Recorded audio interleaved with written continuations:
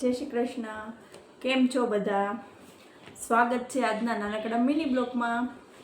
તો આજે બ્લોગમાં મારે થોડાક ધાર્મિકતાના પ્રશ્નો પૂછવાના છે, જેનો જવાબ તમારે કમેન્ટ કરીને આપવાનો રહેશે.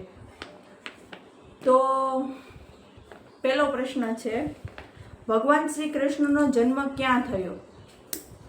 એ દ્વારિકા, બી ગોકુળ, સી મથુરા યા ડી અયોધ્યા. હવે બીજો પ્રશ્ન, ભગવતુ ગીતા કોના દ્વારામાં કહેવામાં આવી હતી? એ અર્જુન, બી શ્રી કૃષ્ણ, સી સંજય અને ડી યુધિષ્ઠિર. હવે ત્રીજો પ્રશ્ન, ભગવાન શ્રી રામના પિતાનું નામ શું હતું? એ રાજા જનક, બી રાજા દશરથ, સી રાજા ભગીરથ કે ડી રાજા દિલીપ. હવે ચોથો પ્રશ્ન, મહાભારતના રચયિતા કોણ હતું?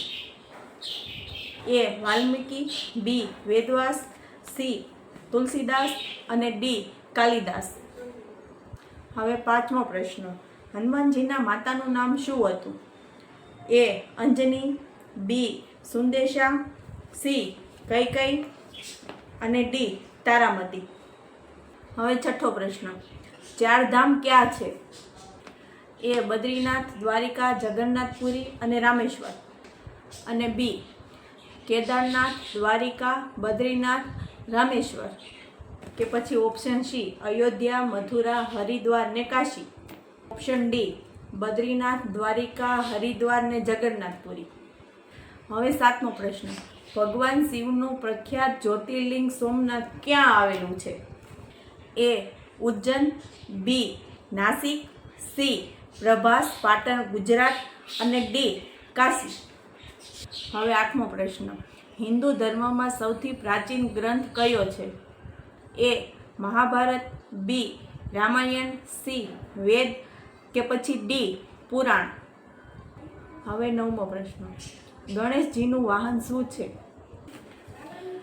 મોર, ઉંદર, સિંહ કે ઘોડો? હવે 10મો પ્રશ્ન એટલે કે છેલ્લો પ્રશ્ન, ભગવાન વિષ્ણુના પ્રથમ અવતાર કયા માનવામાં આવે છે? તો આ હતા મારા ધાર્મિક પ્રશ્ન. અહીંયા મારા પ્રશ્ન પૂરા થાય છે. જો તમને જવાબ આવડતા હોય આમાંથી એક પણ, તો તમે કમેન્ટ બોક્સમાં જરૂર લખજો.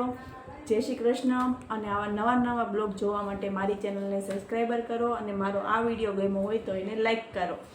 જય શ્રી કૃષ્ણ.